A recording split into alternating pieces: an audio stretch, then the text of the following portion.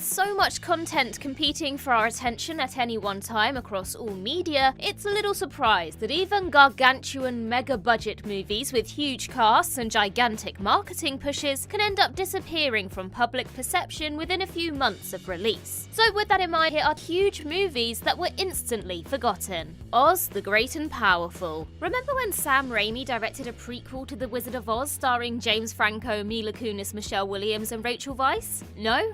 Well, neither does anyone else. The epitome of a nothing burger prequel to a classic movie nobody was asking for, Oz the Great and Powerful certainly wasn't awful, but simply lacked the creative spark or inspired concept necessary to justify its existence. Despite mixed reviews, it grossed almost $500 million worldwide back in 2013. And yet, when was the last time you heard anyone talk about it outside the context of, does anyone remember this movie? From Franco's forgettable, lethargic performance as Oz to the cloying CGI-soaked style, this is a film that was basically made to be forgotten, enough to make you question why Disney thought it was worth spending $215 million on in the first place. And yet, despite its decent commercial performance, Disney never pressed on with a planned sequel, perhaps in part due to how quickly it joined the pile of forgotten blockbuster junk. Also, technically, the sequel is The Wizard of Oz, no? Assassin's Creed, a movie based on Ubisoft's phenomenally successful Assassin's Creed video game franchise, had the easy potential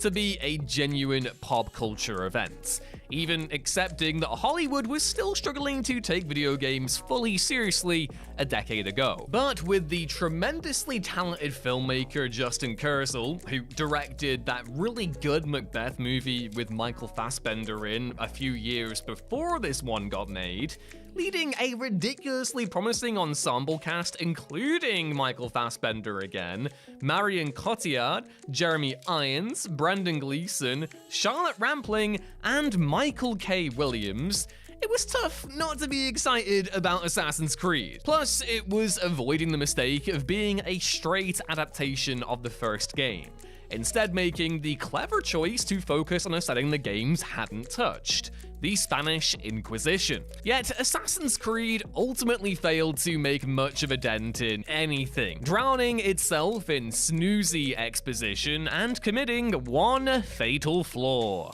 spending only around 30 minutes of its near 2-hour runtime actually, in the past. God damn! Yeah, most of the film is a bafflingly talky action light affair that takes place in the decidedly duller real world. Yeah, Assassin's Creed grossed $240 million worldwide, a figure not quite high enough for it to turn a profit, but its profile is so low in 2025 that it's easy to forget it exists at all. Red Notice. There's perhaps no other movie more emblematic of vapid, ephemeral streaming content than Red Notice, Netflix's $200 million stab at a star-studded blockbuster, and one that almost immediately evaporated from memory following its November 2021 release. Despite the inherent appeal of seeing Ryan Reynolds, Gal Gadot, and Dwayne Johnson team up for a globe-trotting action comedy, Red Notice is probably one of the most generically uninspired four-quadrant tentpole movies ever made. Perhaps most surprising of all, Reynolds, Gadot, and Johnson's chemistry feels off throughout, a fact admittedly less shocking given the recent revelation that Reynolds and Johnson clashed on set over the latter's tardiness. Even though it still ranks as the single most watched Netflix original in the streamer's history by a massive margin, can any of the 230 million people who watched it recall a single damn thing about the story, action sequences, or even the names of the three lead characters? It's so devoid of even basic substance that it almost feels like a parody of what people imagine the most soulless direct-to-streaming movies can be. Given its viewership success though, Netflix is eager to get rolling on 2 sequels intended to be shot back-to-back, though due to the intense schedules of Reynolds and Johnson in particular, they haven't gained much traction yet. And is anyone lamenting the ongoing wait? Not a damn soul. Transcendence. Transcendence is one of 2014's most anticipated films. an original sci-fi thriller from Christopher Nolan's regular cinematographer at the time, Wally Pfister, in his directorial debut. Furthermore, Nolan gave it his stamp of approval by jumping aboard as an executive producer, while the stupid good cast included Johnny Depp, Morgan Freeman, Rebecca Hall, Kate Mara, Cillian Murphy, and Paul Bettany. Despite all this and a tantalizing premise in which an artificial intelligence goes rogue, and dear God, how many of these movies is it going to take for people to stop turning ChatGPT into our new ant overlords? Transcendence falls far short in the scripting department. The potential was certainly there, and it looked great visually, but it also felt like someone who isn't Christopher Nolan trying to make a Christopher Nolan film, which, yeah, people are just gonna go for the real thing instead, right? And so they did. Transcendence was largely panned by critics and flopped commercially. And though this absolutely could have been the sort of ambitious, star-studded genre romp that became a cult hit later on, it ended up falling off the face of the earth the moment it left cinema. The Adventures of Tintin. It's tough to accept the prospect of any huge Steven Spielberg movie not being remembered, but ask yourself, when was the last time you gave even a passing thought to 2011's The Adventures of Tintin? This was a film with so many talented cooks in the kitchen, Spielberg directing, Peter Jackson producing, and the dream trio of Stephen Moffat, Edgar Wright, and Joe Cornish writing the script, that it seemed primed to popularize Tintin with a whole new generation of young viewers. And yet, despite yielding strong praise from critics and audiences alike, it simply failed to linger around in the public's headspace for long at all. One possible reason for this is, rather than animating images from the ground up, Spielberg generated the visuals with the help of performance capture technology, which, aside from Avatar, hadn't quite managed to persuasively clear the uncanny valley at this point in time. And so, much like most of Robert Zemeckis' forays into performance capture, especially The Polar Express, there's a slightly off-putting, dead-eyed look to the characters that doesn't inspire regular rewatchers. Though Jackson was set to direct a sequel, the original so-so box office performance and utter lack of cultural staying power likely combined to put it on the back burner forevermore. The Artist. It's a reasonable expectation that any film which wins the Best Picture Oscar should be decently remembered for decades, because why would thousands of Academy members have voted for it to win the big one otherwise? And yet it's shocking just how quickly 2011's mostly silent French dramedy The Artist fell off the face of the earth after winning not just Best Picture, but also 4 additional Oscars, including Best Director and Best Actor. It was a film that evidently landed at just the right time, a dew-eyed, crowd-pleasing homage to Hollywood's silent era at a time when the industry was gobbling up self-referential fare like this. And it's certainly a good movie, charming, funny, stylish, and inventive, but as Best Picture winners go, it's hardly one that sticks to the ribs, as they say. There's just not much staying power to this one once you've seen it, and so within a few short years of its release, The Artist simply stopped being a film that people felt compelled to say anything about. Ad Astra. And now for what's surely the best movie on this list. We have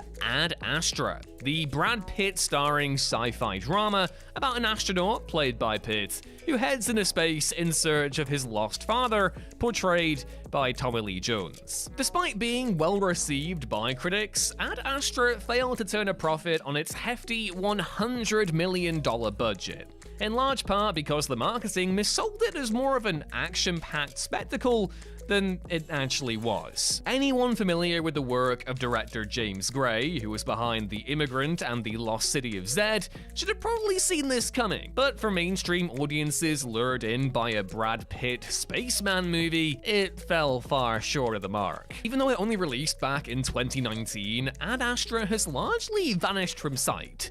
And even in ardent cineast circles, you'll find precious few extolling its virtues. It's a tough film to get hugely excited about, even though it is a refreshingly restrained and introspective sci-fi flick. Amsterdam.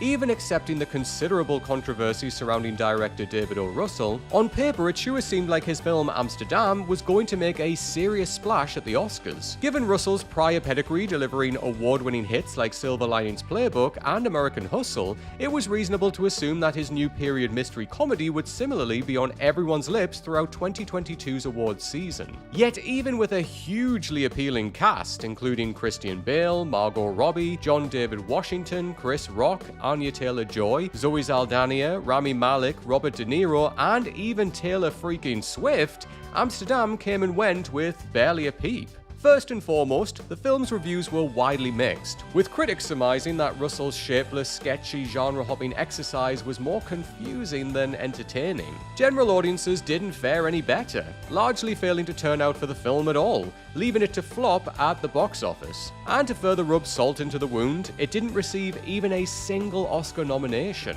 Amsterdam was rejected by critics, punters, and award bodies all at once, ensuring that within a week or two of its theatrical release, it had exited the public consciousness, leaving no trace behind whatsoever. Pirates of the Caribbean on Stranger Tides, and Dead Men Tell No Tales. The first three Pirates of the Caribbean movies are all incredibly memorable experiences with distinct characters, villains, set pieces, and so on. But you'd be forgiven for even forgetting how many other sequels there actually are, given that the fourth and fifth movies on Stranger Tides and Dead Men Tell No Tales blur together into a grey sludge of sheer mediocrity. On Stranger Tides is the one with Penelope Cruz and Ian McShane's Blackbeard, while Dead Men Tell No Tales features Javier Bardem as a villainous undead captain, and Brenton Thwaites and Kaya Scodelario are introduced as young new leads intended to replace Orlando Bloom and Keira Knightley. Rack your brain and you might remember a few scattered moments from these films, but that's about it. They're fundamentally blah blockbusters which lack the magic and swashbuckling sense of adventure of the original trilogy, no matter that these forgettable sequels collective grossed around $1.8 billion globally. These movies have such little cultural cachet with general audiences that rather than work on a direct sequel, Disney is now moving forward with a slate-clearing franchise reboot. The Huntsman, Winter's War.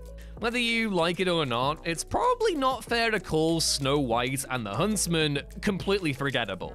Furthermore, despite mixed reviews, it grossed a not bad $396.6 million globally and received 2 Oscar nominations for its visual effects and costume design. But after Kristen Stewart decided not to reprise the role of Snow White for a planned sequel, it was scrapped and a prequel focused on Chris Hemsworth's Huntsman character was produced instead. Though The Huntsman Winter's War released less than 4 years after the first film, there simply wasn't any audience interest in a spin-off, unaided by the fact that it was mostly panned by reviewers when it premiered. And so, Winter's War grossed a meager $165 million, reportedly causing a $70 million loss for Studio Universal. For a fantasy film with serious camp potential starring Hemsworth, Theron, Emily Blunt, and Jessica Chastain to be such a fleeting, shapeless diversion is nothing short of criminal. 47 Ronin.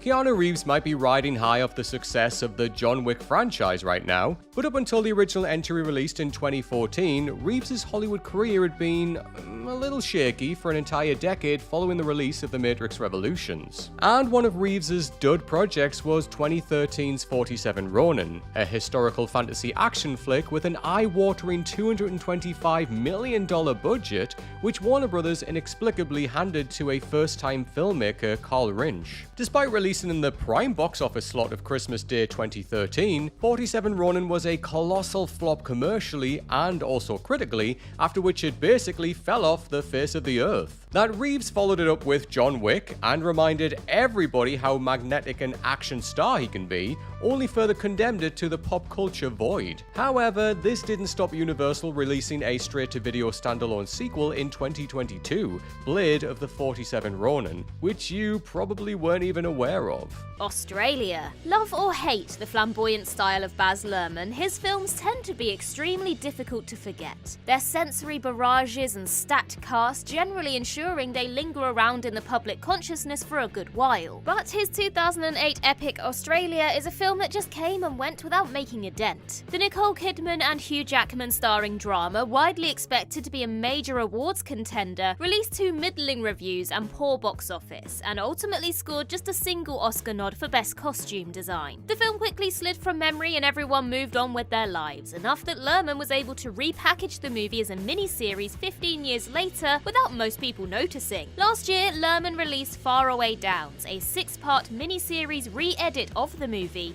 including roughly 40 minutes of previously unseen material. Unsurprisingly, adding even more to the original film's already overstuffed canvas didn't exactly win it many new fans, but at least it reminded a few people that Australia actually does exist. The BFG. Given that Steven Spielberg is the single most successful filmmaker of all time, it's tough to consider any mega-budget blockbuster he produces being forgotten, even if it's far from his very best work. But his 2016 adaptation of Roald Dahl's The BFG came and went in a sheer blink, receiving good but not great reviews, while failing to turn a profit on its huge $140 million budget. For all of its CGI-infused spectacle, Spielberg's take on the BFG has one overpowering problem. It's just fine. Even if you're able to embrace the rather uncanny digital transformation of Mark Rylance into the big friendly giant, this is a benign movie to a fault. Completely harmless, and yet failing to make much of a lasting impression in the process. Alice Through the Looking Glass. Tim Burton's live-action remake of Alice in Wonderland grossed over $1 billion in 2010, and so it was merely assumed that audiences would turn out in droves for 2016's sequel Alice Through the Looking Glass. But with Burton ceding the director's chair to James Bobbin, the follow-up was a shocking box office flop, grossing less than $300 million globally. This marked the worst box office decline for a sequel to a billion-dollar movie in history, until it was outdone by The Marvels, that is. It's fair to assume that most audiences were quite happy with Alice in Wonderland being a one-and-done outing. The sequel didn't exactly have a great hook, and so despite its wild visuals and a wacky villainous performance from Sacha Baron Cohen, it faded from public memory in record time. Seriously, there are large numbers of folk who don't even know there's a second Alice movie at all. That's how little impact this thing left on its way out of the door. Hey everyone, Adam here. Just want to ask a very quick question. So, this is going to sound weird asking about forgotten movies, but which movie do you think was the big one that came out and had all of the potential in the world and then, well, suddenly vanished? Make sure you let us know down in the comments, and while you're there, you know the usual, give us a like and a subscribe. Alright, now back to the list. Clash of the Titans, 2010. 2010 was the year that Hollywood tried to make fetch happen with Sam Worthington. Because after starring in the highest grossing film of all time, James Cameron's Avatar, how could he not be the industry's next big thing? And so Werthers swiftly starred as Perseus in a remake of the 1981 epic adventure film Clash of the Titans. Though not without its moments, namely a fun fight against giant scorpions and Liam Neeson bleating, "Release the Kraken." This is a mostly by-the-numbers blockbuster without the vivid personality of its predecessor. And yet, Clash of the Titans grossed almost $500 million worldwide, enough for Warner Brothers to quickly greenlight a sequel. Yet given that Wrath of the Titans' box office was barely half that of Clash, it's fair to say that general audiences forgot about Clash the moment they left the cinema. As a result, a planned third film, Revenge of the Titans, was soon enough canned. Downsizing. When it was in production, Downsizing was hyped to the heavens as a sure thing Oscar contender. And considering that it was written and directed by the great Alexander Payne,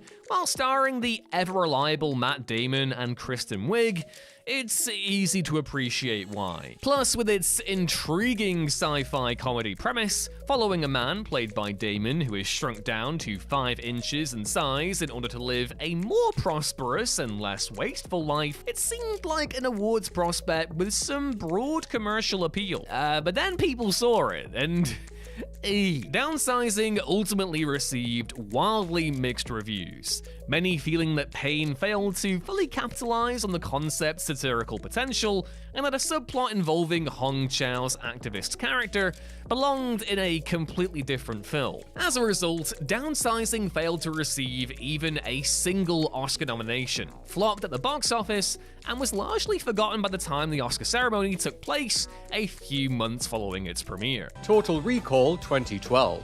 It's not without a profound sense of irony that this second adaptation of Philip K. Dick's short story, We Can Remember It For You Wholesale, swiftly became one of the most forgotten remakes in cinema history. Even accepting that there's little point trying to compete with the brilliance of the original Arnold Schwarzenegger starring action sci-fi classic, 2012's Total Recall redo is a textbook, big, glossy remake that strips all of the soul of its inspiration away. No, Colin Farrell isn't and never can be Arnie. But what truly doomed this remake is its highly sanitized through line, cleaving away the grime and dark humor of the original in favor of a slick, generic product with a restrictive PG-13 rating to boot. Above all else, it simply has no personality of its own, taking the basic beats of the previous film and remixing them via the most lazy aesthetic fantasies of 2010's blockbuster filmmaking. In the very least, it had the decency to quietly vanish from view, ensuring that when you Google Total Recall, the 1990 original still remains as the top result. Super 8. J.J. Abrams may be many things, but a purveyor of movies destined to be forgotten? Not quite. And yet there's one anomaly among his body of work, and it's paradoxically his most personal project to date, 2011 sci-fi thriller Super 8. Produced by Steven Spielberg and clearly conceived as a nostalgia-fueled homage to his earlier works, namely E.T., Super 8 had all the ingredients for a film that would be remembered years and years later. Yet despite performing well critically and commercially, discussion about it largely dried up within a year or two of release. The film's bizarre lack of online presence is all the more puzzling given that 80s nostalgia became a hot ticket item in the years that followed, what with Stranger Things taking a similar approach and becoming a veritable pop culture phenomenon. Timing is everything though, and Super 8's fusion of blockbuster thrills and family drama clearly didn't strike quite the same chord in the early 2010s. Mortal Engines. Mortal Engines was a Peter Jackson-produced adaptation of Philip Reeves' 2001 young adult novel of the same name, with Jackson's storyboard and effects artist Christian Rivers hopping into the director's chair for his filmmaking debut. For as intriguing as the film's post-apocalyptic world was, where entire cities are mounted on wheels because why the hell wouldn't they be, the focus was inexplicably trained on a bunch of dishwater dull characters instead. As such, not even the movie's stellar VFX stuck in the mind for long, and in addition to being pummeled by critics, Mortal Engines barely grossed half of its $150 million budget at the box office. Even though it only came out at the end of 2018, it already feels like a dusty relic, about as generic a young adult novel vibes adaptation as you could possibly get. Coda. It's generally assumed that any movie which wins Best Picture at the Oscars has immediately been immortalized in cinema history and won't ever be forgotten by audiences at large. But how often does anyone think about 2022's Best Picture winner, Coda? You have to feel for the simple but affecting drama, which is centered around a child of deaf adults attempting to balance her own aspirations with the needs of her family. It's a small movie, but with a big heart. And though warmly received by both critics and those audiences who bothered to watch it on Apple TV+, many considered it too sentimental and straightforward to be a serious awards contender. And so, its Oscar success marks one of the most shocking underdog victories in the ceremony's history. Yet, it was unfortunately overshadowed by the only thing anyone was talking about the next day: Will Smith slapping host Chris Rock earlier in the show. Smith's impulsive act stole all of the attention from the night's winners, and so even when the Coda team took to the podium to accept the industry's biggest prize, the slap was busy sucking all of the oxygen out of the room. Hollywood's deaf community lamented that Smith ended up taking attention away from Coda's groundbreaking win for representation. And in the 2 years since it nabbed the big award, its cultural imprint has basically been shrunk down to a thumbnail you might see while scrolling on Apple TV+.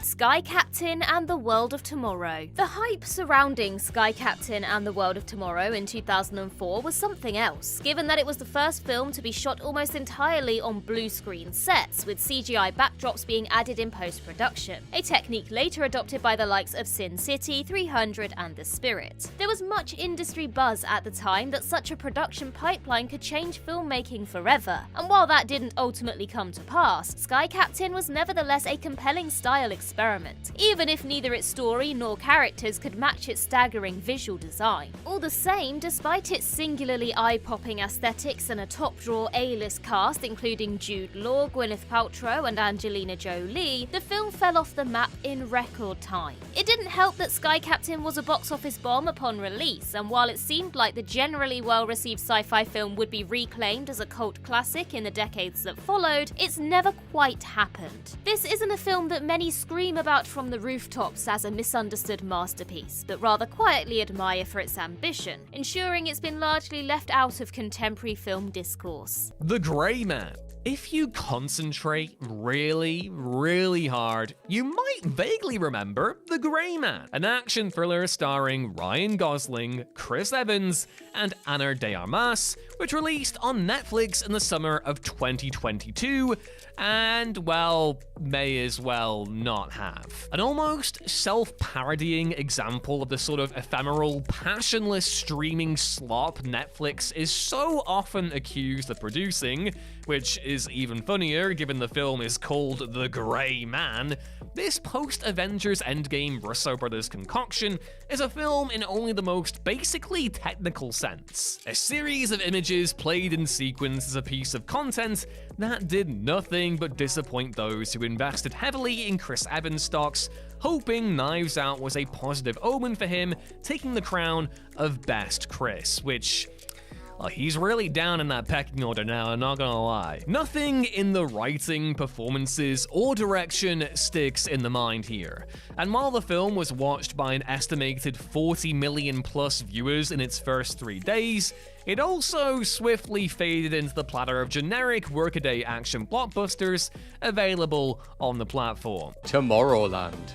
Expectations were certainly high pre-release for Tomorrowland, Pixar director Brad Bird's second foray into live-action blockbuster territory, following up the terrific Mission Impossible Ghost Protocol. Yet despite many expecting the sci-fi film to be one of 2015's biggest successes, it simply failed to strike a chord with general moviegoers. Critics and audiences alike were wildly mixed on Tomorrowland's clunky messaging and dubious degree of wonder, no matter the strong visuals and solid performances from George Clooney, Hugh Laurie, Britt Robertson, and Rafi Cassidy. And so, despite being a near $200 million Disney blockbuster with one of the biggest A-listers in film history at the forefront, Tomorrowland slid out of cinemas in the summer of 2015 to basically never be talked about again, except in videos like this. It sure didn't help that Mad Max Fury Road, a terrific film, released a week earlier and dominated the cinematic discourse for a good while afterwards. But even so, given Tomorrowland's themes of inspiring tomorrow's youth, it's shocking how few it resonated with.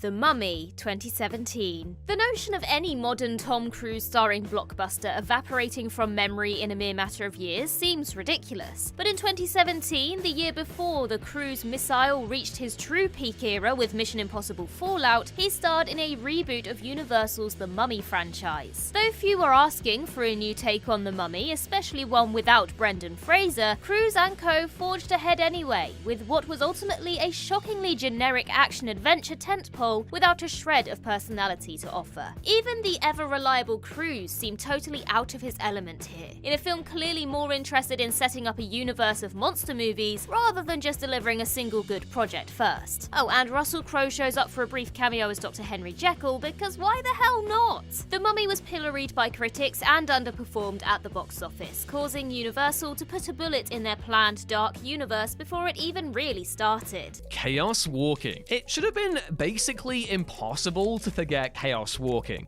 given that it was a $125 million sci-fi blockbuster starring two of the hottest rising stars of the past decade in Tom Holland and Daisy Ridley. Put them together and you've got dynamite. Surely. Well, no, not quite. Chaos Walking was ultimately panned by critics for its thunderously generic young adult treatment.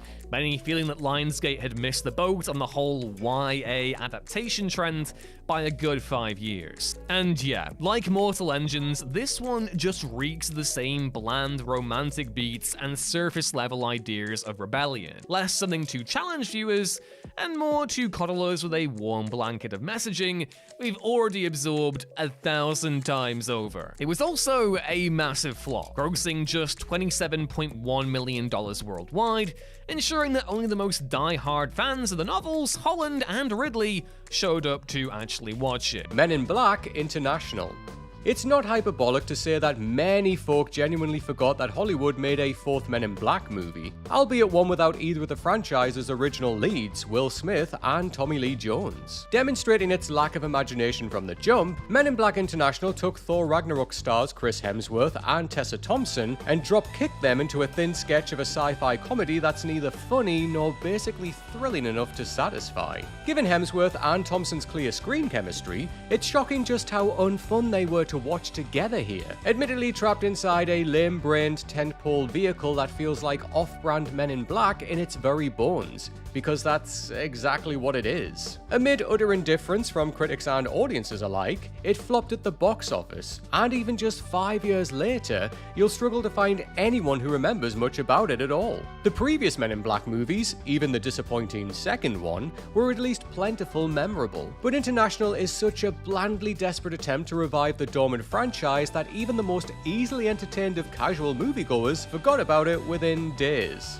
Hugo. As absurd as it seems for any movie directed by Martin Scorsese to be forgotten in short order, that's basically what happened to his delightful 2011 adventure drama Hugo. Though it received the most Oscar nominations of any film released that year and ended up winning 5 Crafts Awards, Scorsese's loving tribute to cinema's storied past is rarely discussed among his filmography barely a decade after it first hit cinemas. This may be in part because Hugo was a box office flop despite scoring rave reviews, and also that it's the single family-friendly film Scorsese has ever made, possibly causing more close-minded cinephiles to dismiss it as lesser than the director's better-known ultra-violent crime epics. It could also be that Scorsese ultimately made a film that, by trying to be both a loving homage to the origins of cinema and a dazzling adventure film, ended up appealing to neither film lovers nor children on a large scale. Whatever the cause, Hugo absolutely deserves to be remembered as yet another Scorsese classic,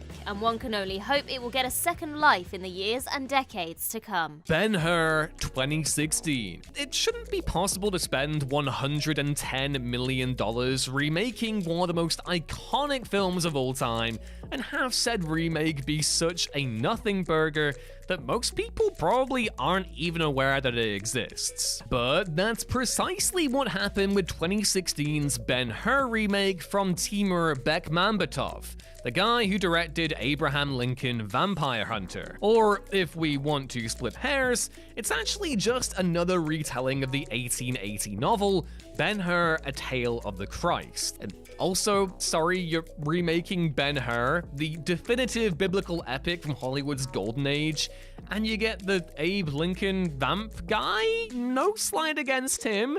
That film is admittedly a fun time, but it's just very funny to have these two things exist in the same sentence. From the director of Abraham Lincoln, Vampire Hunter, Ben-Hur.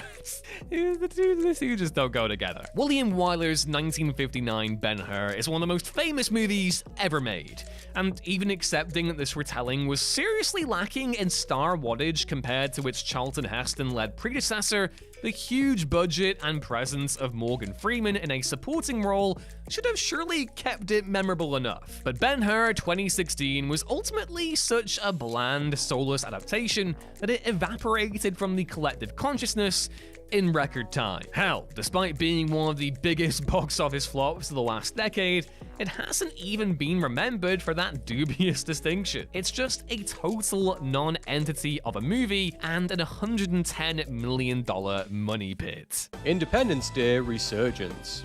Independence Day fans spent 20 years begging to produce a sequel, but once it finally turned up in 2016, the near-universal sentiment was, not like this. Despite being a follow-up to one of the most iconic and successful blockbusters of all time, Independence Day Resurgence did mediocre business in cinemas and then nearly instantly vanished, as though it were a hazy shared dream. It was an utter non-entity of a sequel, which stumbled right out of the gate by failing to secure Will Smith for a returning role, and additionally couldn't serve up a slither of the charm or sheer cheeseball entertainment factor of its predecessor. One has to wonder if the likes of Jeff Goldblum and Bill Pullman even remember shooting it, beyond the paycheck they received for reprising their roles from the iconic original. It's about as empty and vacuous as Hollywood blockbusters get, and so it's little surprise that the near decade since it came out, there's never been a single "this movie was good actually" think piece. That would of course require remembering that it actually came into existence. And who's doing that?